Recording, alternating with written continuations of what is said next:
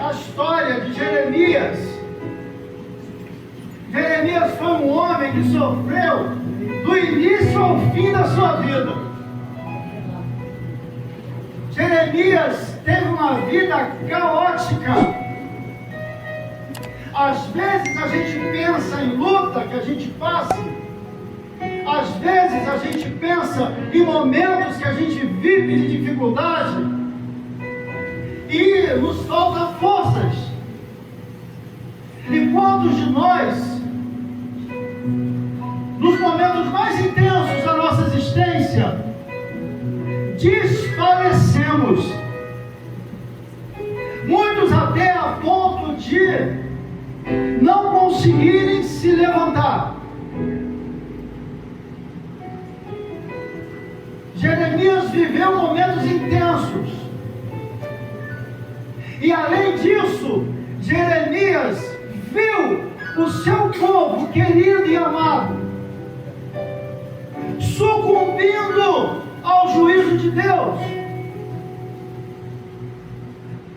Jeremias viveu num período em que Israel e Judá se afundavam no pecado, transgrediam as leis de Deus, saíram do centro da vontade de Deus. Jeremias viveu num tempo de corrupção intensa na nação de Israel e de Judá. Ele viu os pecados do povo, ele viu o povo se afundando nas suas mazelas, ele viu as pessoas sofrendo. Mas em todo o tempo, o profeta Jeremias tinha noção das coisas, irmãos. Ele não era alguém alienado ao seu tempo. Ele não era alguém indiferente às circunstâncias. Ele não era alguém que fazia de conta que não via o que estava acontecendo. Ao contrário, ele sabia exatamente do que estava acontecendo na nação a qual ele fazia parte, e também sabia que era a nação escolhida por Deus para representá-lo aqui nessa terra. E ele lamentava por saber que mesmo com toda a bondade e com toda a palavra de Deus aplicada, e com todo o cuidado que Deus havia desenvolvido ao longo da trajetória do seu povo, ele sabia que Deus era um Deus generoso, um Deus bondoso, um Deus cuidadoso, um Deus que ajudava e que prosperava o seu povo. Ele sabia desse Deus e sabia que esse povo que Deus tinha separado, que era o seu povo, havia há muito se desconectado com Deus, havia há muito se desligado de Deus. E então entra uma profunda tristeza no coração de Jeremias, porque sabia que em algum momento o juízo de Deus seria aplicado. E sabe que na história do povo de Deus é interessante. Desde que Deus chamou o seu povo, formou o seu povo lá em Gênesis capítulo 12, a partir de Abraão, desde aquele momento, Deus traça um plano para salvar a humanidade, a partir daquele povo específico. E esse povo que agora, levantado por Deus, Deus se revela para eles. Não era algo do imaginário deles, não era alguém, um Deus qualquer, um Deus de pedra, um Deus de madeira, não. Era um Deus invisível que levantou, que trouxe, que formou aquele povo. E que fundou um projeto para salvar a humanidade a partir deles. mesmo esse povo sabendo do que Deus havia feito em toda a história, em todo o tempo, abrindo o mar, abrindo o rio, fazendo montanha fumegar, se revelando a Moisés. Esse povo sempre soube, no fundo, no fim das contas, esse povo sempre soube quem era Deus. Eles sabiam do que Deus havia feito ao longo da história até aquele momento, mas ainda assim a nação de Israel vivia num ciclismo. Ora eles estavam aqui embaixo, ora eles estavam aqui em cima, a roda girava, ora eles estavam mal, ora eles estavam bem. E sempre que estavam bem, é porque Deus havia livrado-os de alguma situação difícil. E sempre que eles se afastavam de Deus e consequentemente ficavam mal, eles ouviam sobre o juízo, a aplicação do juízo, mas ainda assim eles sabiam que Deus em algum momento também os livraria, os pouparia. Então a história do povo de Israel é uma história de altos e baixos. É interessante como o tempo passou, o cenário mudou,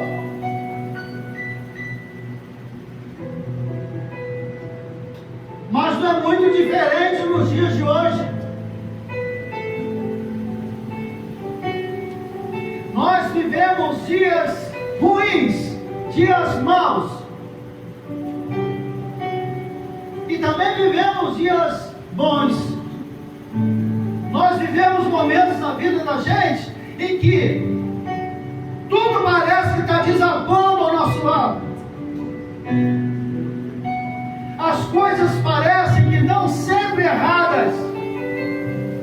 Os movimentos que fazemos, achando ser o movimento correto, nem sempre nos leva aonde nós queremos chegar. E assim como a história do profeta Jeremias, muitas das vezes nós vivemos também as nossas histórias de maneira parecida. Mas sabe o que é interessante nessa história, irmãos?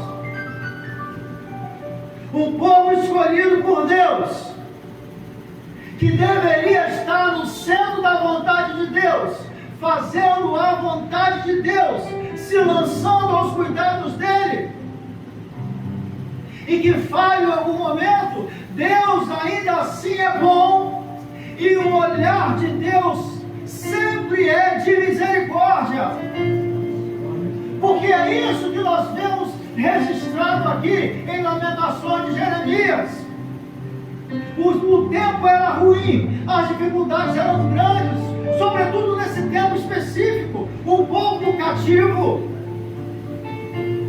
o juízo de Deus sendo avisado pelos profetas que seria aplicado. Mas o profeta Jeremias, ao invés de sucumbir ao aviso do juízo, o profeta, ao invés de desanimar, de andar cabisbaixo, o profeta, ao invés de se tornar uma pessoa angustiada por extremo, pessimista, o profeta poderia muito bem, por força da circunstância, agir diferente. No entanto, ele sabia quem ele era, e ele sabia ao Deus ao qual ele servia.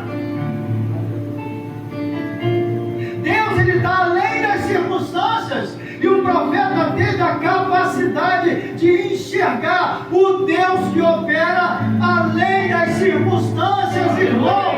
Glória a Deus, glória a Deus. E provavelmente, pelo que a gente entende registrado, ele deve ter pensado: pode o povo ficar cativo, pode a cidade sequestrar, podem tentar roubar a nossa paz, mas não vão conseguir tirar de nós aquilo que de mais precioso temos, que é a fé no Deus que nós servimos. Aleluia, aleluia. Ele não deixa de lamentar, porque ele estava recorrendo à única pessoa que poderia de verdade fazer alguma coisa por ele. Ele se lamenta porque no lamento de Jeremias ele percebe a sua fragilidade, ele percebe a sua limitação, ele sabe que qualquer um homem que tentasse reverter o quadro não seria capaz. Cantou-se aqui nessa noite: a última palavra é do Senhor. A última palavra é do Senhor. E foi isso que entrou no coração do profeta. Ele sabia que, a despeito daquilo que ele viesse a enfrentar ou estivesse enfrentando, Deus era com ele, Deus era com seu povo, até que o próprio Deus se revela a Jeremias. Quando você lê o livro de Jeremias, a história, você percebe Deus reclamando com aquela nação, chegando a comparar a nação de Israel a uma prostituta. Vocês se vendem, vocês me traem, vocês fazem tudo de errado contra mim, mesmo eu me revelando a vocês. Mas Deus diz para o profeta: eu não sou como vocês. A gente depende, irmãos, de um dia pelo outro. A gente já está hoje ansioso pelo dia de amanhã. A gente está vivendo a luta hoje desesperado pelo dia de amanhã. Será que eu pago a conta? Será que Deus vai curar o meu filho, a minha filha? Será que Deus restaura o meu casamento? Será que as coisas vão caminhar amanhã? Será que eu consigo? Enquanto a gente ficando doente com acesso de ansiedade, deprimido por força das tristezas que há tempos vem vivendo em suas vidas. Aí Deus fala ao profeta: ei,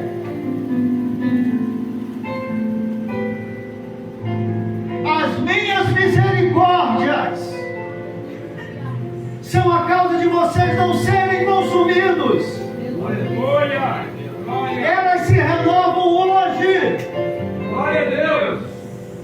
Com Deus a história é diferente. Cada dia é um renovo diferente. Para hoje foi um renovo, para amanhã será um outro renovo, na terça-feira novamente um renovo. É assim que Deus faz, irmãos. Deus é aquele que se manifesta em nós por misericórdia. Paulo, quando escreve aos Romanos falando sobre o pecado, aí até o capítulo 8, ele fala: olha, eu olhando para vocês, trocando em miúdos, eu percebo que eu sou o mais miserável dos homens. Ele está dizendo que eu sou o cocô do cavalo do bandido. Esse sou eu. E ainda ele diz: nós somos farinha do mesmo saco, somos todos iguais, não tem maior e nem menor, não tem melhor e pior, nós somos todos iguais. E aí Deus, quando olha para nós, irmãos, a única maneira que Ele tem de olhar para nós, isso é inerente à sua natureza, isso é um caráter dele que é imutável. Glória a Deus, aleluia. O único olhar que Ele tem para mim e para você é o olhar de misericórdia. Aleluia. Porque nós não merecemos.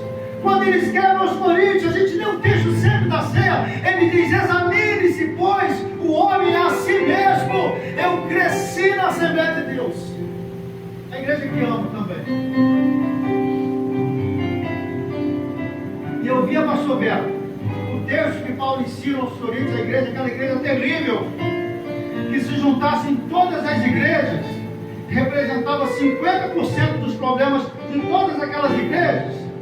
Paulo está dizendo assim, ó, examine-se o homem a si mesmo. Ele não está falando de forma poética, porque quando você começa a ler no versículo 17, eu li pelo menos umas 10 versões. Ele diz assim, olha, caboclo, é até bom que eu não esteja com vocês, porque se eu tivesse com vocês, a madeira ia surrar, porque vocês comem como porcos, vocês comem como animais e bebem como porcos, vocês são horríveis, vocês fazem acepção de pessoas, vocês levantam a mãozinha, vocês cantam, vocês choram, mas vocês se odeiam. Então essa é a nossa natureza, nós somos assim. Então Deus, quando olha para nós, Ele diz, ei, de qualquer jeito eu estou com você. Porque não é você, sou eu. De qualquer maneira eu vou estender a mão e vou te socorrer. Porque não é você. O assunto não é você, sou eu. É o caráter imutável de Deus. O caráter de Deus não muda. Eu sou hoje, do jeito que sou. Amanhã eu não sei. Se eu não estiver na presença de Deus, buscando a Ele e aprendendo na Sua palavra, que é a autoridade máxima para nortear a minha vida. Aleluia. E o bom dessa história toda é que sempre, irmãos, sempre, as misericórdias do Senhor se renovam na nossa vida. Aleluia.